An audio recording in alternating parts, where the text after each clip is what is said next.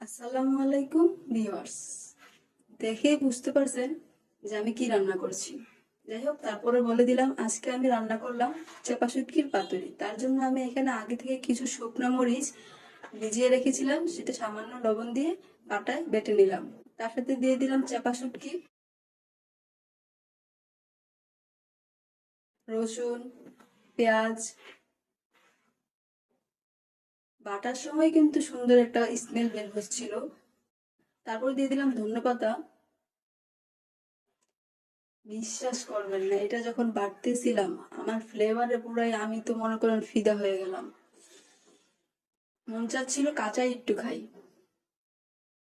তার মধ্যে দিয়ে দিলাম পরিমাণ মতো লবণ, হলুদ, সরিষার তেল দিয়ে হাতে একটু মাখিয়ে নিলাম। মাখিয়ে এই পেস্টটা এক সাইডে রেখে রেখে দিলাম। আমি এখানে নিয়েছি বাঁধাকপির পাতা।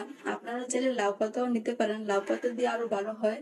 আমার হাতের কাছে লাউ পাতা ছিল না, তাই আমি বাঁধাকপির পাতায় নিয়েছি। এখন দিয়ে দিলাম ফুটন্ত গরম পানিতে।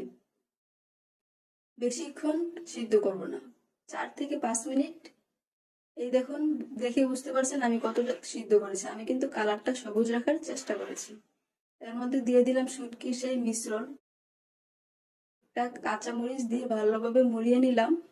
মোড়ানো হয়ে গেছে দেখুন, অনেকটা কিন্তু রুলের শেপ এসেছে। এখন একটা ফ্রাই প্যানে সরিষার তেল দিয়ে সবগুলো পাতুরি দিয়ে দিলাম।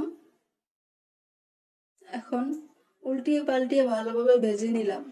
দেখতে পাচ্ছেন কতটা সুন্দর লোভনীয় কালার এসেছে। স্মেল মনে করেন শুনলে আপনি যে কেউ পাগল হয়ে যাবে। আজকের মতো এই পর্যন্তই। আল্লাহ হাফেজ।